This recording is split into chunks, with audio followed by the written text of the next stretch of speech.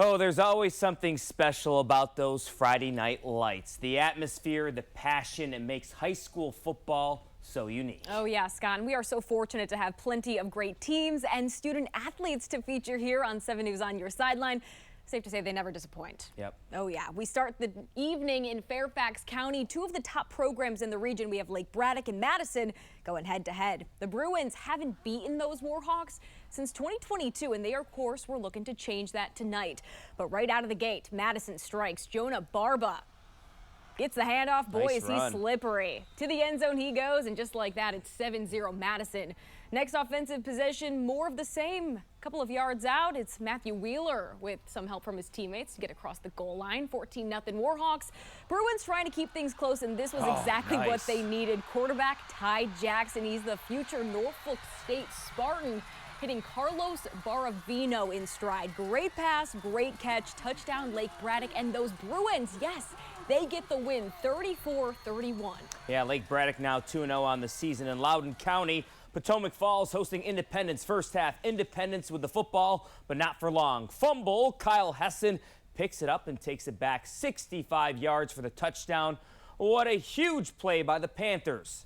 Later, it's A.J. Pulowski going back to pass, and look at this, Pulowski finding Elijah Henderson for the touchdown with 3 seconds left in the half. Wow. Potomac Falls, big win, winning a close one, 21-20 the final.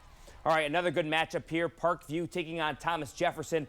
Second half, Parkview fumbles, and Wyatt Batchy scoops it up, and the big man is gone. 53 yards for the scoop and score. 21-14, Thomas Jefferson. Time winding down. Parkview driving, but Grayson Cooper comes up with a big-time pick to put this one on ice. Thomas Jefferson gets the win, 21-14, the final. All right, South Lakes at Robinson. All Seahawks early in this one, leading 14-0. It's off to the races for Dalton Blakeney. Finds the gap he likes and sees nothing but green. 21-zip South Lakes. Robinson just trying their best to prevent being blown out at home, and they get the play they desperately needed. Garrett Simonson. Simon says get those Rams in the end zone. Well, he would get pretty close. Touchdown saving tackle right there from Josh Dagby. But next play, the Rams able to punch it in. Tyler Nelson Nicole with the tutty. Seahawks win this one, though, 24-7. And over in Bethesda, John Carroll was taking on those Landon Bears. First half action. Landon's Max Murray taking the snap, then fires it to Robert Swift for the score. Those Bears, yes, they were rolling. Later on, it's going to be Ubi Zaid running right through the defense on his way to the end zone. Take a look at this. So quick, nobody even gets a hand on him. Landon gets the win tonight, 27-14. Go, Ubi, go. And we're just getting started here on 7 News on Your Sideline.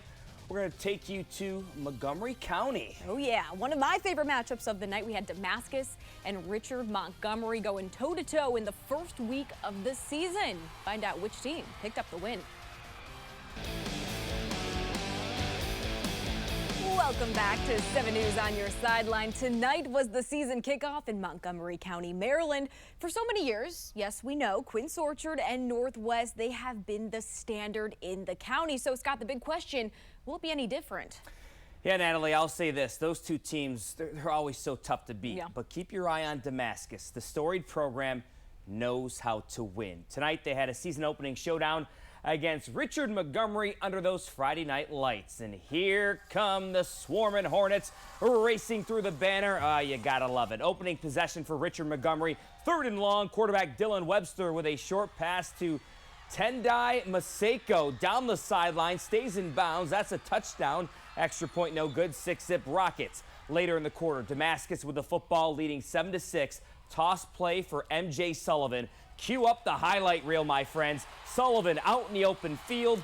See you later. A 64-yard touchdown run. Damascus delivering the comeback win in the season opener, beating Richard Montgomery 43-26. You gotta love it. All right, in Sandy Spring, it was the Sherwood Warriors hosting the Magruder Colonels. First half, quarterback Matt Larson dropping back to pass, and he connects with his good friend Rocky Cox, who finds his way to the end zone. Touchdown Warriors. That offense so good, so smooth, and yes, they were just getting started. Later on, the Warriors on the doorstep once again. Preston Hamrick gets the rock and scores with ease. Those Warriors starting off the season in shutout fashion, 40-0, your final score. They're going to be a good team. I have a feeling you're right. And in Burtonsville, Paint Branch was hosting Quince Orchard. That QO defense is the real deal. That is a tough group. They forced the fumble here. That ball on the ground. Oh, boy. And it is scooped up by Miles Stander. Cougars, ball, we're going the other way. On offense now, William Drakeford Jr. He takes the snap and sneaks in for the short score. Touchdown QO. Now this one, all Cougars tonight, dominating on both sides of the ball. They shut out Paint Branch 35-0. QO always tough to score on. And Clarksburg, the Coyotes battling Seneca Valley late in the second quarter. Game tied at 6. Clarksburg in blue and with the football. Deep pass downfield. Gets picked off. Nice play by Anthony Tran. The Screaming Eagles take over. The Coyotes trying to step up on defense. This will help. Andrew Frazier comes up with the sack. Time ticking away. Very next play, this happens. Quarterback Kenneth Lennon III steps up in the pocket and lets one fly. Check out the connection. Wow. McKinley Messador on the receiving end. That's a beauty for a touchdown. Seneca Valley gets the W over Clarksburg, 20-6. Over in PG County, C.H. Flowers up against Eastern. The play of the game, Flowers driving, but the pass gets picked off by Zamari Coleman, and look out. He sees a lot of green in front of him, and he is gone. Returns it all the way for the pick six. It wasn't enough, though. Flowers coming out on top in this one, 23-7, the final. We're not done just yet. There was another big matchup tonight in Prince George's County. Oh yeah, two foes colliding in the first game of the season. Oxon Hill and Largo. Somebody started the year 1-0. We've got those highlights next on 7 News on Your Sideline. Stay with us. All right, welcome back. Big matchup tonight in Prince George's County. Well, let's not waste any time. Let's roll the tape, as they say. Beautiful night at the home for the Clippers. First half, Oxon Hill. QB Amir Elder dropping back and finds Michael Iodigi over the middle, fights his way into the end zone for the touchdown. The Clippers have reason to celebrate here against Largo. Later, it's Elder again, this time hitting Terrence Good for the quick strike and score. That was good. Oxon Hill tamed the Largo Lions 30-14, the final. All right, 2025 WNBA draftees and former McNamara stars Madison Scott and Leah Tu King, they were honorary captains tonight as those Mustangs hosted Dundalk. McNamara QB KJ Underwood dumping it off to Dequan Thomas. And he does the rest, 23-yard touchdown. Mustangs take the 8-zip lead. Dundalk, though, they were trying to respond. Logan Alderson trying to go over the middle here, but this ball going to be tipped. And Andrew Hicks picking that one off. McNamara in business. And then here just before the half, how about some more from Thomas? He's going to snake in for another touchdown. And McNamara, they win big, 36-2. All right. Bishop Ireton Cardinals hosting Mount Carmel from Maryland. Cougars, Dorian Rouser rolling to his right, and he's going to go deep. He's going to find the big wideout Christian Smith. Smith breaking off a tackle, speeding in for the long touchdown. Mount Carmel taking the lead. Nothing was going to silence the Cardinal faithful, however.